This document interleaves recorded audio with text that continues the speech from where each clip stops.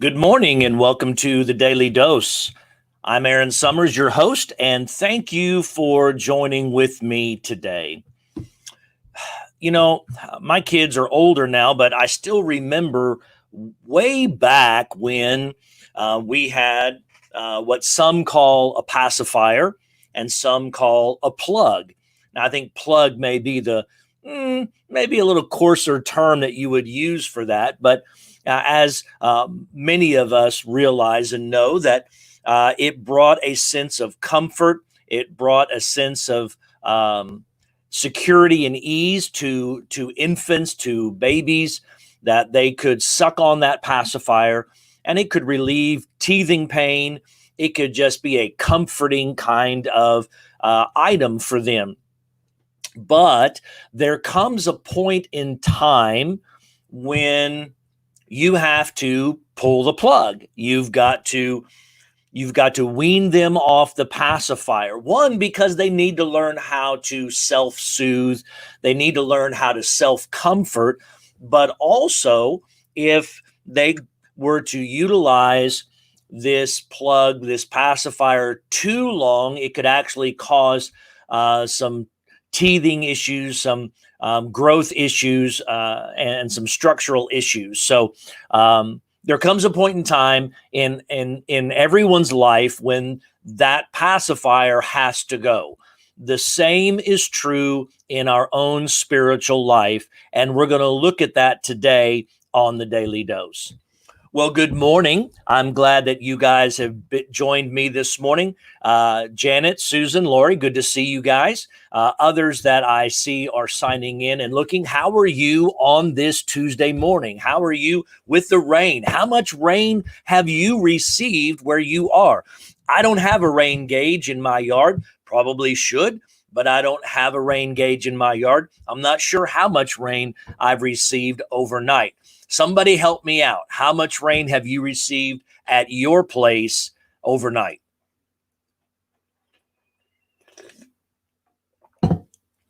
I know it's standing in my yard, and that's about all that I know.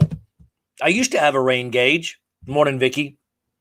I used to have a rain gauge, kept it all the time, would, watch it fill up, and, we'd empty it out and we'd keep track and all that, but I haven't had one since we moved here. So we don't know how much rain we get unless I watch it on TV and they tell me how much rain they got at the airport. But the airport's 30 miles away. How much rain did we get today? 3 one day.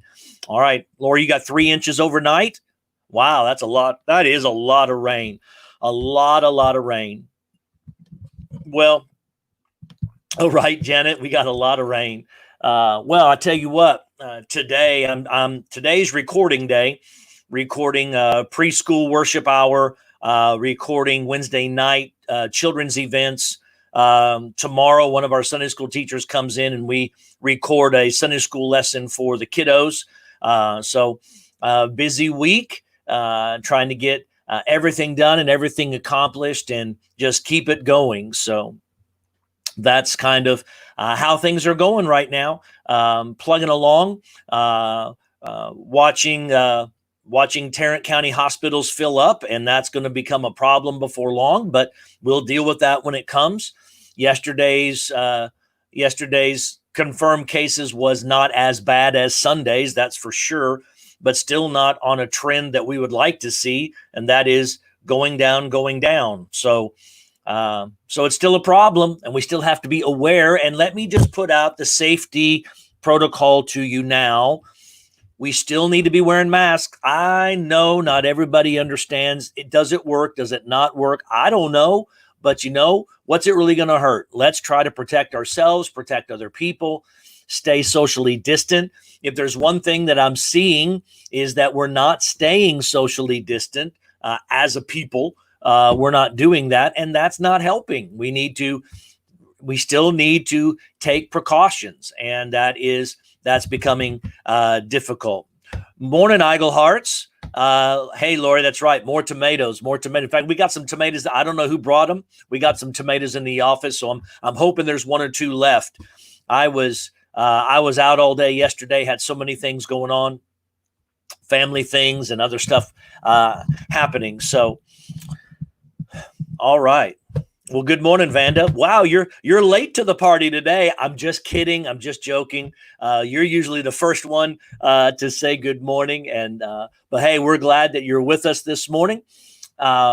Let's talk about Judges chapter 4. I was reading this morning, and as I was reading about Deborah and Barak, I was looking at these things, and it just came to mind this idea of stepping out in courage, stepping out in an insecure kind of feeling. And it got me to thinking about little kids and pacifiers, and how sometimes when we walk by faith, it's like pulling the pacifier on an infant. When we take these steps, we may feel insecure.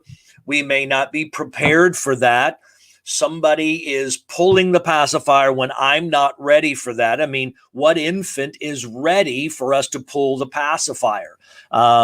We are not ready for that, are we? And so it is a struggle, and it's usually a fight on our hands. There's a lot of weeping and gnashing of teeth that happens during this time frame when we are trying to wean an infant off the pacifier, or as we would call it in our home, a plug. We got to pull that plug. What I see here in Judges chapter 4 is very similar to this concept, because you have Israel, and if you see me looking away, I'm looking at my Bible. When you see the Israelites are under oppression, Sisera is the one in charge, has been for 20 years. And for these 20 years, they've been dealing with it. Deborah is a prophetess. She's what they call a judge as well. And she has been rendering judgments for Israel for a number, we don't know how long, at the time, during the time. So Deborah's a little different. She may not have been specifically called up like Ehud or Gideon would be, or some others that would be specifically called up to be a deliverer of Israel. She will be a deliverer, but it looks like she has already been involved in rendering judgments and helping people sort out religious law, legal law, and things of that nature. And look what she says here.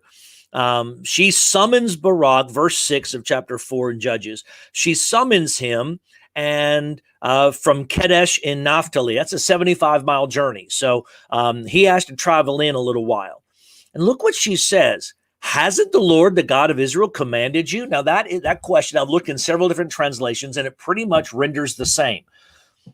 Hasn't God already told you what you're supposed to be doing? Oh, okay. So here now Barak's getting called on the carpet. It seems, doesn't it? Because Deborah is saying, look, hasn't God said? Now, even on the easiest, simplest terms, we might be able to suggest or say that Deborah is saying, okay, hey, this is something God needs you to do. That would be the easiest, lightest way of presenting this. And still Barak responds in an awkward way.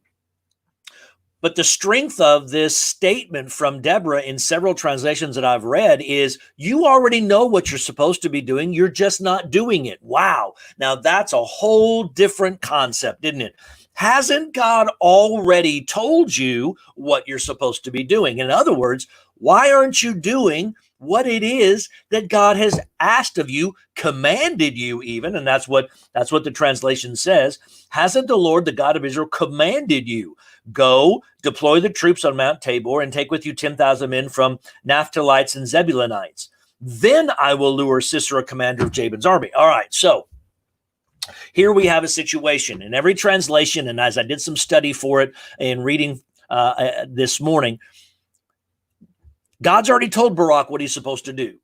It would appear that Barak already knows this. Maybe he and Deborah have had a conversation before. Maybe she has brought this up to him before, somehow or another, or maybe because she just has insight into this relationship, that she knows that God's already told Barak what he's supposed to be doing. How many times can we see ourselves in this moment? How many times can we see and hear and understand God has asked of you to do something?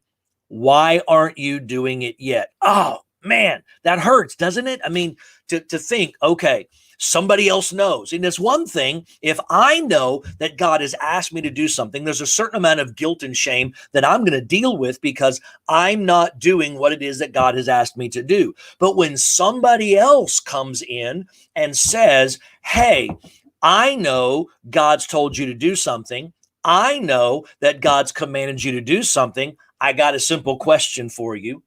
Why haven't you done it yet? Oh my goodness. Talk about pulling the plug. I remember the first time we took the pacifier out of one of our children's mouths and we were going to try to start weaning the child off of it. It was a difficult time. And there was wailing and there was weeping and there was begging, mama, please, mama, please, mama, please, mama, please. And we had to try to start taking them off of this situation. Parents all over the universe are dealing with this and have dealt with this. Some of them are real harsh. I mean, some of them just pull the plug and go, yep, you're done, cold turkey, man. And woo, that's kind of hard, isn't it? Some parents will wean them off slowly, and others just figure that when the child's done with it, they'll spit it out and walk away. Regardless, there comes a point when you've got to stop being an infant and move into being a toddler. And you have to, at some point, stop being a toddler and start being a child. And you've got to progress. This is the natural way of our physical, psychological life, is that we mature into things. I saw a video, I've seen it a few years ago.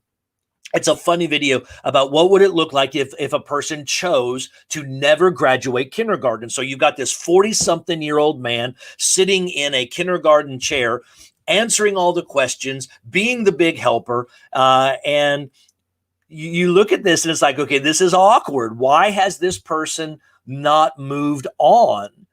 And that's kind of the situation. Nobody's pulled his plug. Nobody pulled the pacifier. Nobody said, hey, wait a minute. Maybe it's time that you move forward. This is kind of what I see happening with Deborah. Deborah is saying, hey, Barak, hey, buddy, by the way, it's time. Now's the time. Look, we've been oppressed now for 20 years. We have been in this difficulty. You are the solution that God has chosen for us to move out of this situation. Why haven't you done it yet? And why hasn't he done it yet? I guess we could ask the same thing. Lori, exactly right. The bottle's the same way, moving from a bottle to solid food. I mean, you get some weeping and wailing and gnashing of teeth. And you know why? Because we as humans, we get into a routine. We get into a comfort level. Hey, this is all good. But for the state of maturity, and parents around the world know this, at some point, that's got to go and we have to progress on. My question is, why don't we accept the same concept in our spiritual life? How come many people don't accept this? That when leaders or teachers or deacons or pastors or whomever are saying, hey, God's gifted you. God wants you to do this. We need you to step up and do this. And we weep and wail, and it's like pulling that plug, and we don't want to go and we don't want to move. And in the same way that Deborah is calling out Barak, we're all being called out at times, aren't we? Barak, man, look, 20 years. Sisera's been in charge of us. We've been oppressed. I don't know how long Deborah knew that Barak had been commanded to do this. Only they know that. But it would suggest to us that Barak has known this for a while and for whatever reason has not accepted what he's supposed to be doing. And so she calls him out on it. And he says, well, if you'll go with me, I will go, but I will not go. If you won't go with me, I won't go. Now, That's an odd statement, isn't it? I mean, here is a commander. Here's somebody that's a commander of personnel and commander of men and a commander of the military. And he's like, no, I'll only go if you go with me. Now, on the one side, we might say that's pretty cowardly of him, and we might really get harsh. And what I have found over the course of time is the harsher we get of somebody in Scripture, the more we see ourselves in that person. Whoa, wait a minute. So when we call out Barak, man, you coward, man, why, what kind of man are you? Why have you not sucked it up and moved on? You're telling us that you won't go? The same is true of, Moses, or why did you do what you did? Or Thomas, how could you have ever doubted? Israel, how could you ever not see who the Messiah was? And all these other things. Well, if I was in that time, I wouldn't have done it. No, yeah, you would. That's our human nature, isn't it? It's the sinful nature. It's the nature that pulls us away from God. It's the nature of, I like my creature comforts and I like my little routine. And I hope nobody ever challenges me to get out of my routine. I hope that never happens. But the problem is we can't mature in our life if that doesn't happen. And the harsher we look at somebody in Scripture, more often than not, it's because we identify with them, we see them, which suggests to me that when we look at Barak and we're like, dude, man, coward, maybe it's because we're dealing with our own issues of God's called us to do something and we're not wanting to do that. They've never, we just aren't doing it. And that's a problem, isn't it? If you know what God has called you to do, or you think you know what God has called you to do, and we're not doing that thing, see, and maybe I'll save this for another time together, but just quickly, let me share something with you. The call of God is not just for preachers. Did you hear me? The call of God is not just for preachers. We like to think, well, tell me about God's call on your life. And we talk about vocational ministers, preachers and pastors and the like. Or like, tell me how God's called you to this. Well, you know what? I can turn that right around and say, how has God called you to what you're doing? Ditch digger, trash getter, lawyer, whatever, doctor, whomever you are, whatever you're doing, teacher, professor, lawnmower, whatever. How has God called you to that? Because here's the thing. God's call is on every human life. There's a call on your life. There's a command on your life. Barak's command at this point was to go and take men, fighting men, and fight Sisera, and God was going to hand him over, but he hasn't done it. Why in the world has he not done that yet? And the answer lies within your heart and mind. Why haven't I done what God's asked me to do?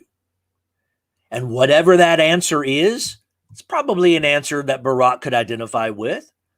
We don't know. We know that he doesn't want to, and we know that he needs the pacifier. He needs the plug. He needs the security of having Deborah with him. And we're not going to read a lot into that other than he wanted that extra sense of security. And Deborah's like, fine, I'll go, but just know that when all of this stuff happens, you're not going to get any glory and honor out of that. We could say, well, Barak wasn't in it for the glory and honor. Nah. Every guy on the face of the planet, when faced with this situation, is looking for glory and honor. That's not it. I mean, come on. That's just not how that works. We're all looking for that a little bit. And we'd like to think we're not, but down deep, we like it. Some just like it more than they should. And so the answer simply is this. Why did Barak respond like this? Why do we respond the way we do? We still need in our own local church, and I'm sure whatever church you're attending and you're listening in on this, wherever it is that you go, wherever it is that you're affiliated with, I don't know of any minister, any ministry, any church that would say, you know what? I don't need you to volunteer. I've got all the volunteers I need. I've been doing this now for 25 years full time. I have never once, never, ever, ever have I once ever said, I got enough people. There's always room for more. There's always room for some more. There's always more things to do. The problem is sometimes we may not want to do what's left to do, but does he want us to have the same old life or to spice the church life up? Hey, let's spice the church life up, man. I like more ingredients. Let's go, There's always more things to do. I mean, I just posted a new form that you'll see in the S'more when I send it out today, and you'll see it on Facebook. We need more volunteers for our disinfecting team because no one of us wants to do this every week. And if I get a few more of us to be willing to do it, then we can divide it up and it's every other week or every third week that you can take. For example, this last week, we were done 20 minutes. It was all done, 20 minutes, we were done. This isn't taking a long time. It doesn't take very long. We can get it accomplished. We can move on. You can still make it home for your Bible study class online. And we just need some more helpers. We need some more volunteers to do that. But I just opened up a brand new form. You're going to see it here a little later on today. A brand new form of all kind. We need more tech team help. We are moving deeper into the digital age, the online age, where we are having as many online as we are having on campus. And I think that that is going to continue to be a trend. Even if and when we come back to full attendance back in-house, I think we're going to continue to see a stronger online presence, and we need to make that in a good way. It's going to be a while before we can even come back to Bible study on campus. So there are all kinds of things to do, whether it's the slides that you see on the screens that need to be built and handled on a Sunday. There's training for that, or whether it's operating the cameras, whether it is getting the lights on and off during the service at specific times, or learning how to run the soundboard. We have training opportunities for all of these things if you're willing to do it. I said earlier that we're shooting video for preschool worship, Wednesday night kids ministry, 2 different Sunday school classes every week. And we need help with video editing and production. Maybe you're running the camera. Maybe you are pulling together the scripts that are used on those times.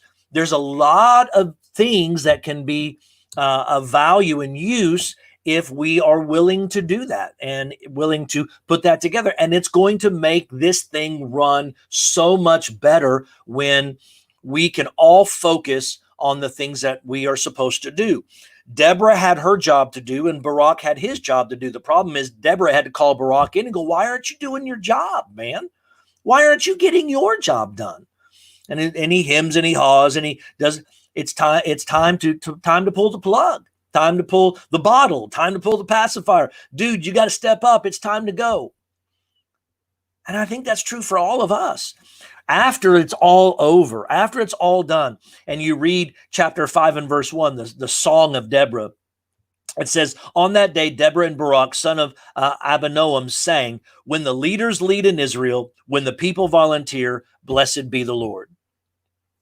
Each of us have something we're supposed to be doing. Many of us already know what that something is. The question of the day is the same question that was asked of Barak by Deborah.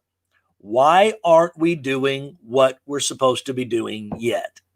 Let's pull the plug, pull the pacifier, pull the bottle. Let's grow up. Let's mature up. Let's level up. And when leaders lead and people volunteer, blessed be the Lord.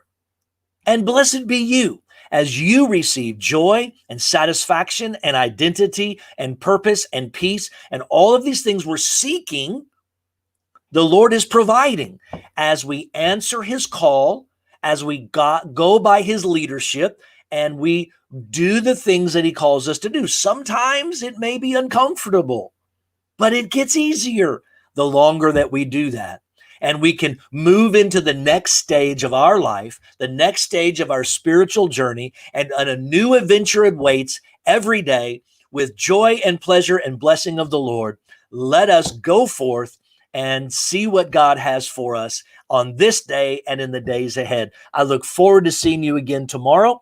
You guys have a great day. Blessed be the Lord in your own life. Have a great day.